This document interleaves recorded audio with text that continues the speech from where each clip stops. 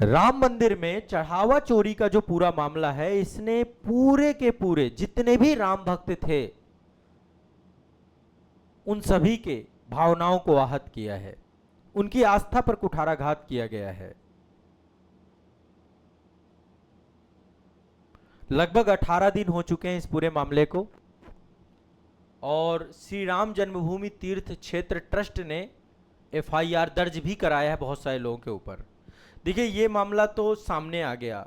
हमारे देश में बहुत सारे मंदिर हैं, बहुत सारे टेम्पल हैं, और उन मंदिरों में ऐसी घटनाएं और भी हो रही होंगी। जिन लोगों के पास लोगों की आस्था और लोगों के विश्वास के कारण से लोग जो मंदिर में जाते हैं, स्वेच्छानुसार लोग अपना दान करते हैं, चाहे 1 रुपए का दान हो, चाहे करोड़ों का दान हो, दान होता है, ताकि वो पैसा समाज कल्याण में लग सके, धर्म के काम पे लग सके, ताकि सामाजिक समस्याओं का समाधान हो सके। तो लोगों की आस्था पर कुठाराघात करते हुए राम मंदिर, देखिए ये एक बहुत उत्तर प्रदेश में अयोध्या क्षेत्र में एक ऐसी उपलब्धि है ये, क्योंकि भगवान श्री राम जो है भारतीय संस्कृति के मूल आधार हैं। आप इसे धर्म के यदि संकीर्ण भावनाओं से नहीं देखेंगे तो आप पाएंगे कि हमारे देश के कल्चर में, चाहे हम वसुधैव कुटुंबकम की बात करें, चाहे हम लोक मर्यादाओं की बात करें, चाहे हम सहिष्णुता की भावना की बात करें, चाहे हम सर्वधर्म समभाव की बात करें, इन सब के प्रतीक हैं भगवान श्री राम।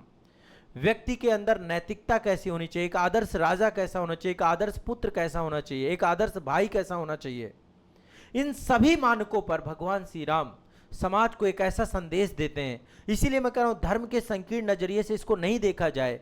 भगवान महात्मा गांधी हमेशा राम राज्य स्टैब्लिशमेंट करना चाहते थे कि राम राज्य स्टैब्लिशमेंट होना चाहिए। राम राज्य का मतलब यह है कि नैतिक मूल्यों में स्थापित राज्य होना चाहिए, लेकिन उसी मंदिर में नैतिकता के सारे पैमाने खत्म किए गए। एक चोरी हुई, और इतनी बड़ी चोरी हुई जहां पर दिन प्रतिदिन नए नए खुलासे होते जा रहे हैं। अभी 8 लोग आरोपी बनाए गए हैं, जो एफआईआर दर्ज हुई है, लेकिन अभी बड़े पदाधिकारियों के नाम नहीं है। एक चंपत राय जी हैं और एक डॉक्टर अनिल मिश्रा जी हैं, कई सारे बड़े बड़े पदाधिकारी भी हैं, उनके नाम नहीं है इस एफआईआर में। तो अयोध्या में श्री राम जन्मभूमि में चढ़ावा चोरी, डोनेशन फंड थेफ्ट हुआ है, और बहुत सारी वित्तीय विसंगतियां हैं। अब तो जांच के बाद चीजें बहुत सारी स्पष्ट होंगी। उत्तर प्रदेश सरकार के द्वारा एक विशेष जांच दल भी बनाया गया, एसआईटी, और डेली पर डे बहुत सारे खुलासे हो रहे हैं, है ना। एक प्राइमरी रिपोर्ट भी दर्ज की गई है, अभी प्राथमिकी भी दर्ज की गई, एसआईटी ने भी अपनी रिपोर्ट दी है। और ये 1-2 रुपए का चढ़ावा होता तो ठीक बात है, करोड़ों रुपए का चढ़ावा है, नकदी का भी मामला है, कीमती आभूषणों का मामला भी है।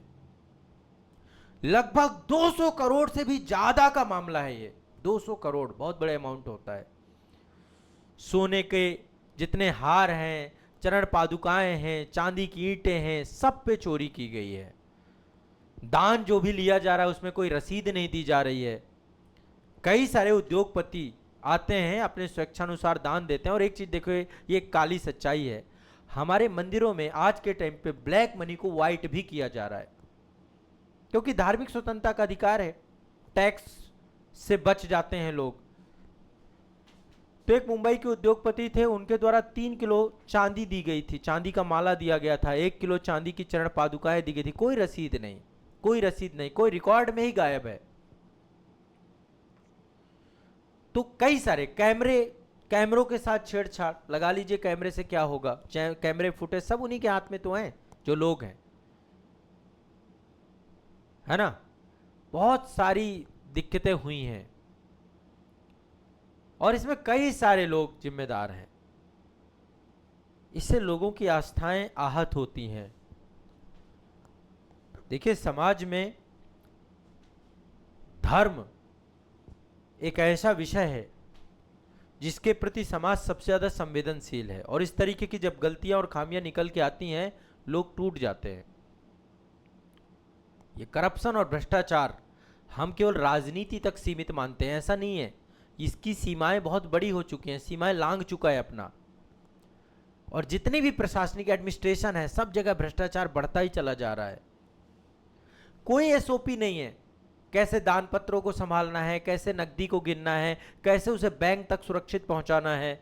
आप सोचिए ना, नकदी को गिनने के बाद उसको बैंक तक ले जाने में जब वो पैसा जमा होता होगा, बीच में कितनी हेरा फेरी होती होगी।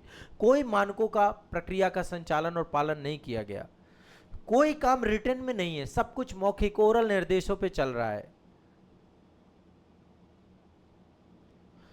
अमूमन होना क्या चाहिए, देखो जिस बैंक में अकाउंट है उस बैंक का एक पूरा का पूरा वहां पर एक छोटी सी ब्रांच ही लगा जहां करोड़ों रुपए का ट्रांजैक्शन होता हो। मंदिरों में, बड़े मंदिरों में करोड़ों रुपए का ट्रांजैक्शन है, चाहे वो तिरुपति के बालाजी हो, चाहे राम मंदिर तीर्थ हो, या फिर आप देखिए पद्मनाथ मंदिर है, सबसे ज्यादा पैसा है मंदिर के पास। जितने मंदिर हैं भारत में, अब सरकार को इस पे बहुत सख्त तरीके से जो फंड वगैरह वहां पर आ रहा है, इतना पैसा आ रहा है, इस पे प्रॉपर एक कमेटी बना करके इसको लेकर के एक सुझाव और उनको लागू करने जैसी चीजें होनी चाहिए। ठीक है, तो इसमें पूरी तरीके से ट्रस्ट के जितने भी लोग हैं सबकी मिलीभगत से हुआ है, कोई एक पर्सन नहीं है। ठीक है, ट्रस्ट व्यवस्था में बड़ा बदलाव भी होता है बड़े तरीके से, इसमें सरकार भी उतनी जिम्मेदार है। ठीक है, कई सारे लोगों को अयोध्या छोड़ने से रोक लगाई गई है, जिसमें एक चंपत राय जी हैं, महासचिव हैं राम मंदिर ट्रस्ट के। इसके अलावा कई सारे और नाम हैं, गोपाल राव मंदिर व्यवस्थापक हैं, सोमेश आनंद गोपाल राव के भतीजे हैं, रमाशंकर यादव उर्फ टिन्नू यादव, इनके ऊपर एफआईआर भी दर्ज हुई है, चंपत राय के करीबी हैं। डॉक्टर अनिल मिश्र ट्रस्ट के संस्थापक सदस्यों में से एक हैं। लगभग 40 से ज्यादा पुराने कर्मचारियों को तत्काल प्रभाव से भी हटाया गया है और अभी एसबीआई की ओर से नए सत्यापित कर्मियों की निगरानी के लिए तैनात किया गया। अभी एसबीआई बैंक इसमें आ चुका है। अब देखो पॉलिटिकली बहुत सारी बातें होंगी इसमें, चूंकि ये मामला ही ऐसा है तो जितना विपक्ष है वो सब आ जाएगा, सामने खड़ा हो जाएगा। ठीक है, लेकिन अल्टीमेट सरकार को निष्कर्ष तक, कंक्लूजन तक पहुंचना होगा, ये सबसे ज्यादा जरूरी है। एफआईआर दर्ज हुई है तो एफआईआर दर्ज होने के साथ साथ अब सरकार को चाहिए कि जितने भी आरोपी हैं उन सब से गहराई तक पहुंचे, है ना। एक रमाशंकर यादव टिन्नू है, इनके ऊपर, इनको मंदिर संभालने की जिम्मेदारी थी, दान पत्रों की देखरेख कर रहे थे, बेसमेंट तक दान पत्रों तक पहुंचाने का काम था इनका, और इनके ऊपर आरोप है कि इन्होंने दान पत्र से करोड़ों रुपए गबन किए। अयोध्या और आसपास के जिलों में बहुत सारी संपत्तियां बनाई इन्होंने। ठीक है, एक लौकुश मिश्रा हैं, ठीक है, जिनको चढ़ावे और नकदी की काउंटिंग और स्टाफ के सदस्य के तौर पे थे, इन्होंने भी चढ़ावा चोरी किया और लगभग 12 लाख रुपए इनके घर से बरामद हुए।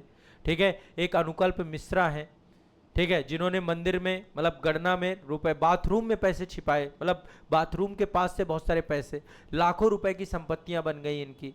आज देखिए ना, मंदिरों में जो लोग काम कर रहे हैं, किसी के पास BMW है, किसी के पास मर्सिडीज है, कहां से आ रहा है, कहां से आ रहा है? मंदिर तो सेवा की जगह है, त्याग की जगह है, वहां पे भ्रष्टाचारी लोग कैसे प्रवेश कर जा रहे हैं? इन सब चीजों को सरकार को तहकीकात करानी चाहिए, और ऐसे हर मंदिरों के पास उनके सोर्स ऑफ इनकम क्या है, क्योंकि ये लाखों लोगों की भावनाओं और आस्था के साथ खिलवाड़ होता है। लोग आहत हो जाते हैं ऐसे मामलों से। कैसे आता है इतना पैसा इनके पास, कहां से आता है इतना पैसा? कहीं ना कहीं पे भ्रष्टाचार तो है, चोरी तो है ना। तो ये सारी चीजें सरकार को ध्यान में रखना चाहिए। अभी एफआईआर दर्ज हुई है, अब देखिए आगे चल के क्या इसको लेकर के डेवलपमेंट होता है। लेकिन जो भी था शर्मसार करने वाला था, जो भी था लाखों लोगों की भावनाओं के साथ खिलवाड़ करने वाला था। राम मंदिर हमारे देश में, मैंने जैसा कि बताया कि हमारी संस्कृति का मूलाधार है। राम एक धर्म के संकीर्ण चश्मे से यदि राम को नहीं देखें तो आप पाएंगे कि भारत की पूरी विदेश नीति या हमारे देश में जो मूल्यों की बात होती है, प्रशासनिक दक्षता की बात होती है, उन सभी मूल्यों में राम को मूल्य समझकर आप समझेंगे तो राम एक मर्यादा पुरुषोत्तम व्यक्ति है। उस आधार पे धर्म का संकीर्ण चश्मा हटाकर, तो ऐसे सोचिए कि क्या स्थिति बन चुकी है पूरे देश की। ठीक है, तो ये एक पूरा का पूरा मामला है। इसको आप लोग एक बार, इस पे आपका क्या सोचना है आप लोग भी कमेंट करके जरूर बताइएगा। ठीक है, चलिए।